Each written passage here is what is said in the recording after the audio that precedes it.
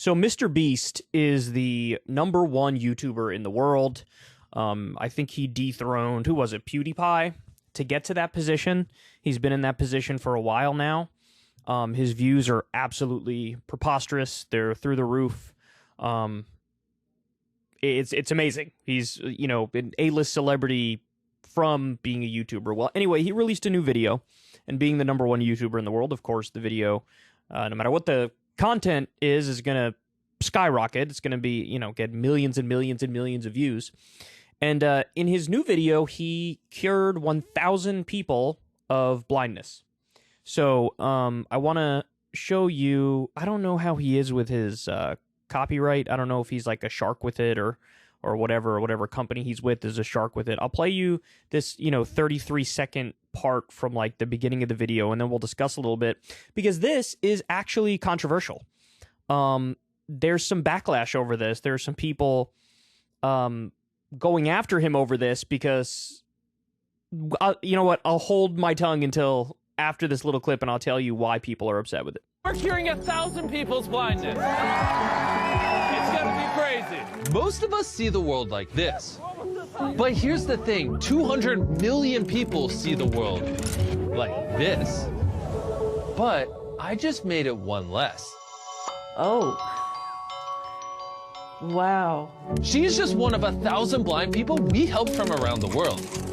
They can't see, but we have all the technology to fix it. Yep, half of all the blindness in the world is people who need a 10-minute surgery. Crazy. Yeah. We're curing 1,000 people's blindness.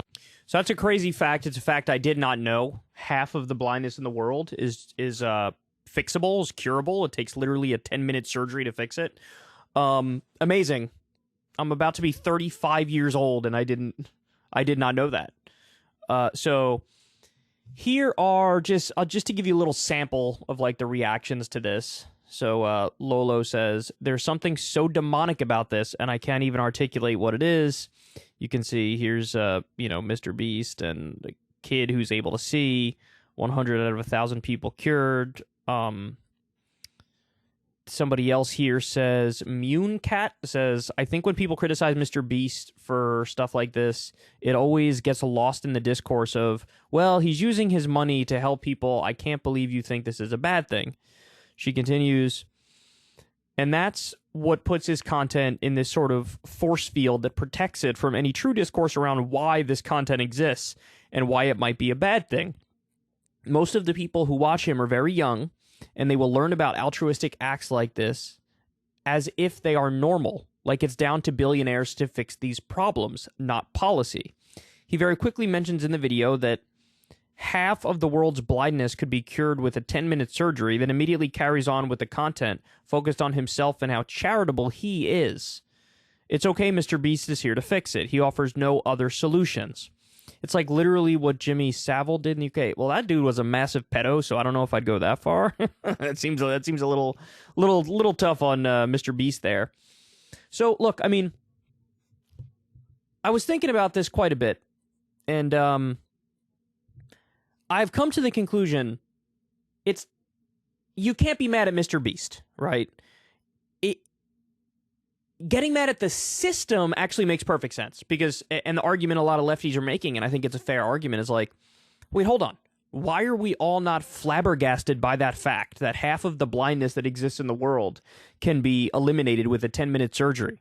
Why is this not like an international effort to get rid of it, to reduce blindness 50%? Anybody who can be cured, let's cure them. It's a relatively simple thing. It would just require enough surgeons or doctors or who know what they're doing, optometrists or whatever, and get the organizational structure going, and then let's like knock this out. You could do some amazing good over a short period of time, which is a little bit of funding, concern, and execution. And I think the reason why people are frustrated is because it's like, well, hold on. So we're reliant on the goodwill of a billionaire YouTuber. By the way, I have no idea if he's actually a billionaire, but he might be. Because he wants to get some views. So in other words, that's so damning about the nature of the system and how it functions. So like, I don't agree with anybody who's like going after Mr. Beast for doing this, because, you know, he could have just not done it and that would have been worse, right? This is better than nothing, of course. But I agree with anybody who is so critical of the system that they see why this is such a problem. You know, it reminds me of like those feel-good stories that you get from time to time about how, like, this guy used to walk 7 miles to work every day, and then his boss and coworkers chipped in to get him a car, and it's like some beater car that is used and has like 120,000 miles on it already. And it's like, is this really a feel-good story? I'm not sure this is a feel-good story. Or this guy had to work to pay off his surgery, and he showed up every day, including on holidays. He worked on his mom's birthday. And it's like, that's not a feel-good story. That's like a dystopian nightmare story, because it says that the system is so screwed up. And I think that's what people are getting at here when they're criticizing the Mr. Beast thing. It's not really about Mr. Beast. It's about how could the system be so screwed up that we're all watching this and it's supposed to be some feel-good stuff when it's like a nightmare. It's like, well, what about the people who are blind who did not make it into this YouTube video, right? Who aren't going to get their blindness cured, even though they can get their blindness cured. Now, so here's also why, I just want to show you why I'm not mad at Mr. Beast, right? I don't agree with the criticism being levied at him specifically. He says, I don't understand why curable blindness is a thing. Why don't governments step in and help? Even if you're thinking purely from a financial standpoint, it's hard to see how they don't get a return on investment, I guess, on taxes from people being able to work again. So he's saying, look, even if you look at this from a financial perspective, it would still make sense for governments to basically cure the people with blindness who can be cured. And I think he's right about that. It's the right thing from a moral perspective, from an ethical perspective, and from a fiscal perspective. There's no way in which it's the wrong thing. And so the fact that he came out here and said, I don't understand why curable blindness is a thing, what that tells me is almost like he knows, Mr. Beast knows, that the way the system works is bullshit, and him doing a video curing the people with blindness was almost a wink and a nod to get that dialogue going, to get people to say, hold on now, this is kind of weird. You have a billionaire, you have a YouTuber who's paying for people to get their blindness cured. Why is this not a government initiative? Why is this not an international effort? Why are we okay with one person who's blind and doesn't have to be staying blind? And so, yeah, I'm not mad at him. I'm mad at the system. And I would agree with anybody who's criticizing the overall system. But, you know, he's just doing what he thinks is the best thing,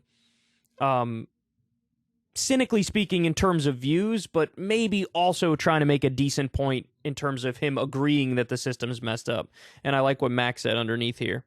He said, the government should provide universal health insurance, so it's free at the point of service for everyone. The U.S. has the most expensive healthcare system in the world with worse outcomes, millions uninsured and underinsured, thousands bankrupted, all for the sake of profits. That's exactly right.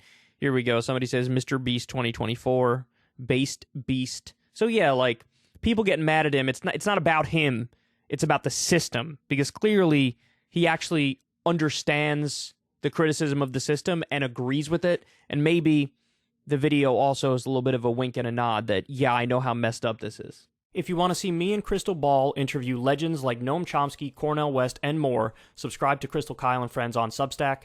$5 a month gets you the video version a day early. Remember, we take 0 ad dollars for this podcast. Or you can sign up on Substack for free and get the audio version a day later. Link in the video description box below.